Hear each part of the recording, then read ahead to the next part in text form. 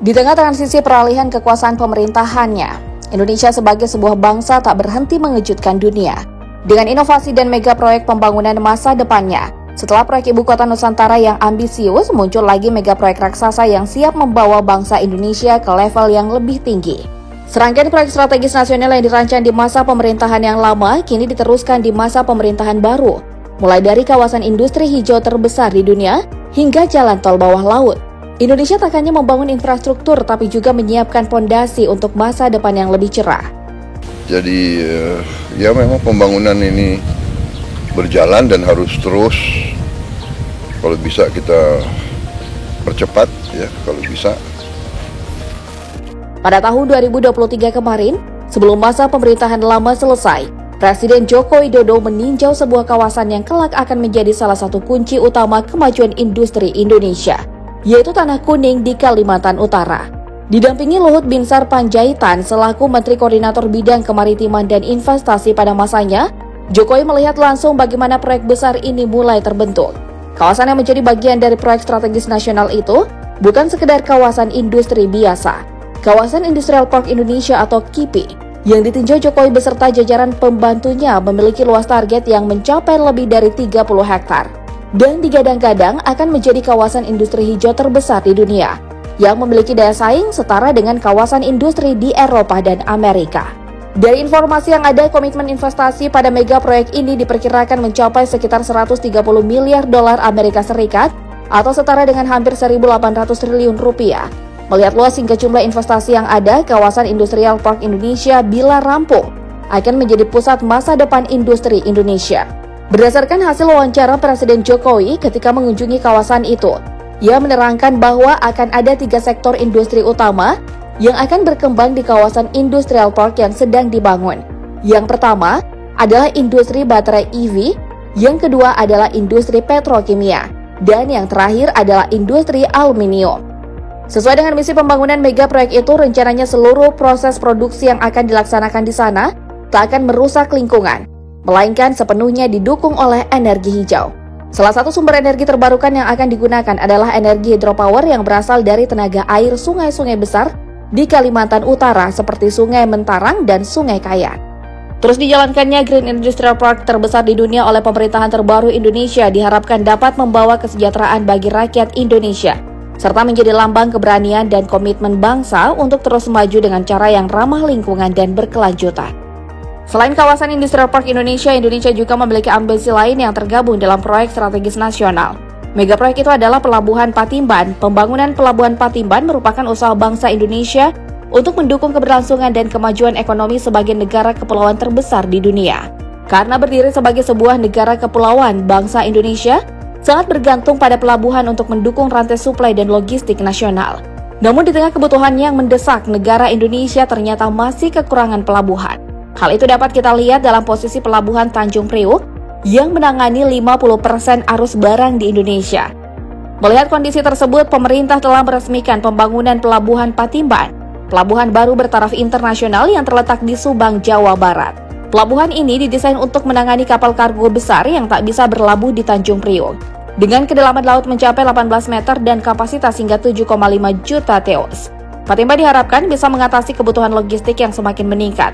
Tak hanya menjadi simpul penting dalam jaringan tol laut, pelabuhan ini juga akan mendukung kawasan industri di sekitar Tangerang, Bekasi, Karawang hingga Bandara Kertajati, dan kawasan industri Batang dengan investasi senilai 43 triliun rupiah. Pelabuhan ini juga akan mengadopsi teknologi informasi terbaru berbasis Internet of Things untuk mengoptimalkan pengelolaan distribusi barang. Lebih lanjut, Indonesia juga tergabung dalam negara-negara ASEAN saat ini, tengah membuat rencana besar. Para negara-negara ASEAN saat ini tengah berencana untuk membangun jaringan interkoneksi listrik lintas negara. Proyek besar se-Asia Tenggara yang diberi nama ASEAN Power Grid itu rencananya akan dibangun menyeluruh di kawasan Asia Tenggara dan akan menggunakan energi terbarukan yang asalnya dari negara-negara ASEAN. Rencananya, ASEAN Power Grid itu akan memiliki kapasitas 33 gigawatt dan akan mulai dibangun di Indonesia mulai tahun 2025. Dalam pembangunan awalnya di Indonesia, ASEAN Power Grid akan mulai dibangun untuk membentuk transmisi jaringan sepanjang 47.723 km yang membentang dan menghubungkan pulau-pulau yang ada di Indonesia. Serta tentu saja dalam setiap prosesnya akan menggunakan energi-energi terbarukan secara optimal. Dalam penjelasan teknisnya, jaringan yang ada akan terkoneksi ke negara-negara tetangga dan seterusnya. Seperti jaringan Kalimantan Barat akan dikembangkan untuk terhubung dengan jaringan Sarawak, Malaysia yang memiliki daya sebesar 275 kV, dan selanjutnya akan dilanjutkan ke Brunei Darussalam lalu Filipina. Itu untuk wilayah Kalimantan, tapi bagaimana dengan wilayah lain? Di Pulau Sumatera, jaringan akan dikoneksikan melalui jalur bawah laut ke Semenanjung Malaysia. Bila jaringan ini telah jadi jaringan listrik tenaga air yang asalnya dari Laos, akan diteruskan melalui transmisi Thailand dan akan dikoneksikan dengan jaringan Malaysia yang telah jadi. Sehingga jaringan Malaysia dapat diteruskan ke wilayah negara Singapura. Menurut perkiraan, proyek ASEAN Power Grid itu akan menelan biaya sebesar 3.207 triliun rupiah dan akan dibangun secara bertahap hingga tahun 2050 yang akan datang. Seperti yang telah sering kita bahas, Indonesia saat ini tengah berusaha menyelesaikan pembangunan Ibu Kota Nusantara, yang saat ini telah memasuki tahap kedua. Di tengah pembangunan IKN agar menjadi ibu kota masa depan, Indonesia ternyata menyiapkan rencana untuk menambah nilai IKN di mata dunia. Bayangkan di bawah laut Indonesia akan hadir sebuah terowongan modern yang tak hanya unik, tapi juga yang pertama di tanah air. Proyek itu bernama Tol Bawah Laut Ibu Kota Nusantara. Proyek besar ini sedang dirancang oleh Kementerian Pekerjaan Umum dan Perumahan Rakyat dengan nilai investasi fantastis mencapai 11,04 triliun rupiah. Rencananya, tol itu akan menghubungkan Balikpapan langsung dengan kawasan inti pusat pemerintahan atau KIP IKN Nusantara. Melalui jembatan Pulau Balang, lebih lanjut tol bawah laut ini diperkirakan memiliki panjang 1,5 km dan akan menjadi bagian penting dari jaringan tol sepanjang 47 km yang mengelilingi IKN Nusantara. Dengan kerjasama antara Indonesia dan Korea Selatan, pembangunan tol bawah laut itu melibatkan teknologi terowongan bawah laut atau immersed tunnel, sebuah inovasi yang memiliki harga yang sangat mahal dengan tingkat kecanggihan kelas dunia. Dari informasi yang ada, tol sepanjang 1,5 km itu dirancang dalam bentuk box dengan 6 jalur tol. Tahap pertama proyek ini difokuskan pada feasibility study atau studi kelayakan, guna memastikan bahwa proyek ambisius ini tak hanya bisa diwujudkan, tapi juga aman dan tahan lama. Setelah itu, jika semuanya berjalan sesuai rencana, pembangunan dijadwalkan akan dimulai pada tahun 2025.